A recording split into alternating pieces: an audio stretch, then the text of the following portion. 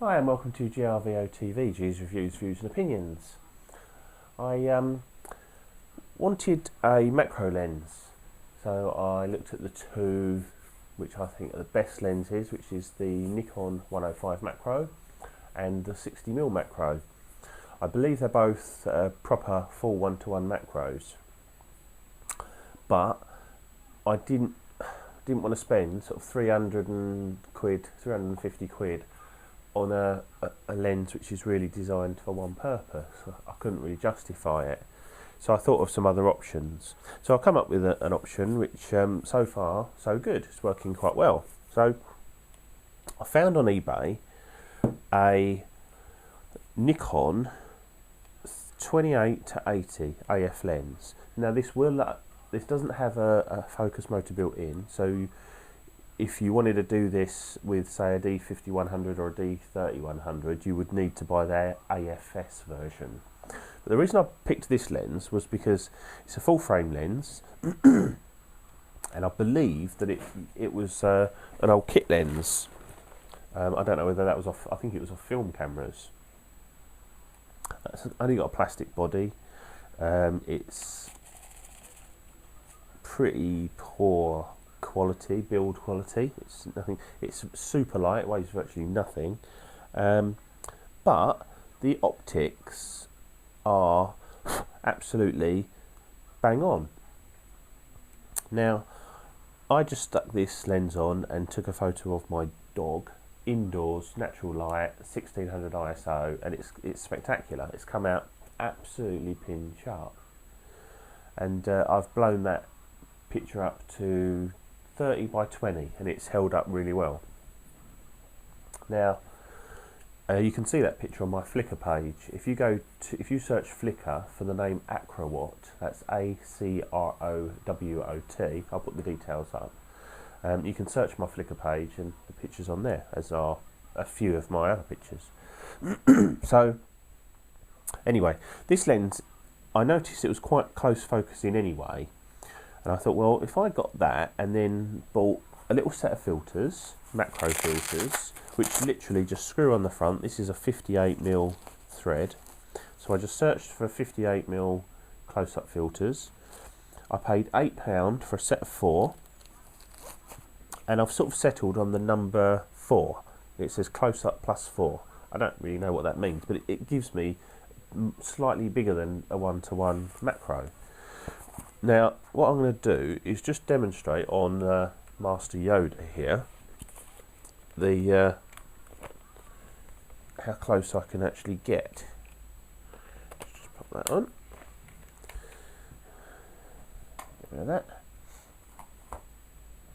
Okay, so we'll take the close focus lens off first, and I'll just show you how far away I can focus.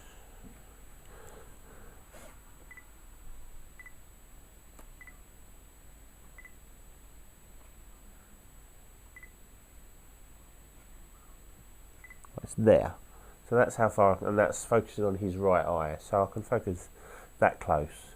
What's that, about sort of 6-7 inches, something like that.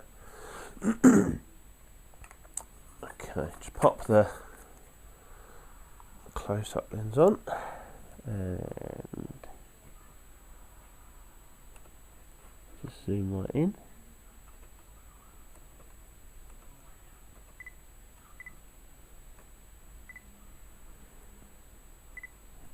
Right, that's about there. Now that is about, I reckon, I was at that, wasn't I? We've come to that. I reckon we're about an inch or so closer with that. However, the image is literally, I've got his eyes. I'll put photos up to show you the differences. So I'll just take that off, take the same photo.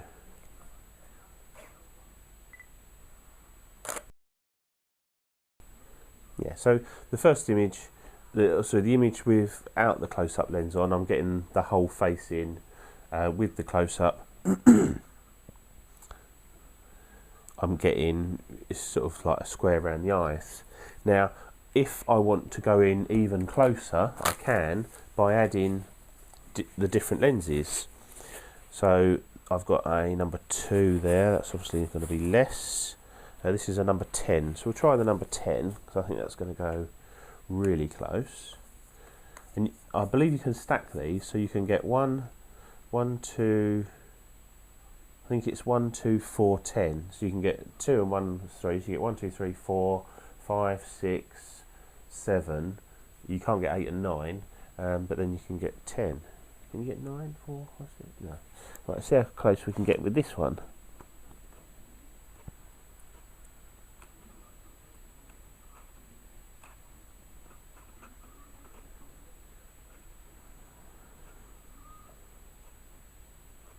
Too far away.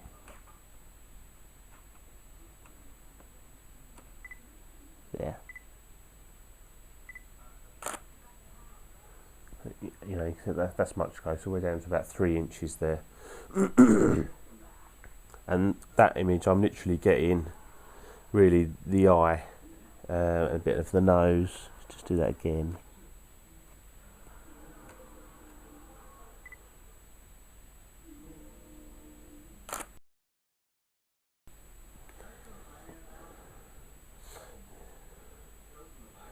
I'll put that picture up as well. I'm just literally getting that tiny little bit there.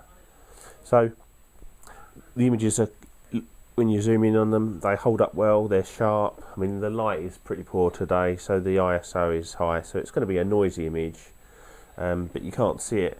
I can't see it just by looking at it, but you can actually see the detail in the eye.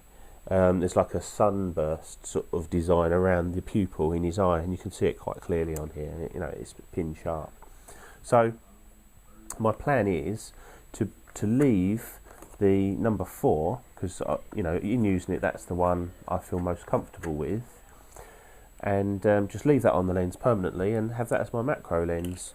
As a side issue, the lens has proved to be fairly quick focusing, and it's a 3.3 to 5.6, which is interesting.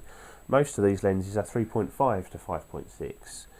Now, so that starts a little bit wider, so 3.3, which is nice. And interestingly, this will go, and I'll just do it now, to, and I've never known this on a lens. I'm just going to adjust the aperture and go as high as I can. At 80mm, this will go to f40. I mean, I thought lenses went to f22. At 28mm, it's f22, and then as you zoom out, it goes up to f40, which I'm not sure when I'll ever use that, but you know, it's nice to know you've got something unusual like that if something presents itself where you need to go extreme on the depth of field. So anyway, that's my sort of quick tip really on how to get a cheap macro lens. The lens cost me £40, the filters cost me £8, and including postage, I think I paid about £2 in postage for the lens. No, I didn't. I picked it up, so I haven't paid. It's cost me £48 exactly for essentially a really usable macro lens. Anyway, this has been GRVO-TV. So have a look at my Flickr photos. Search me under the name Acrowatt, and have a good day. Cheers. Bye.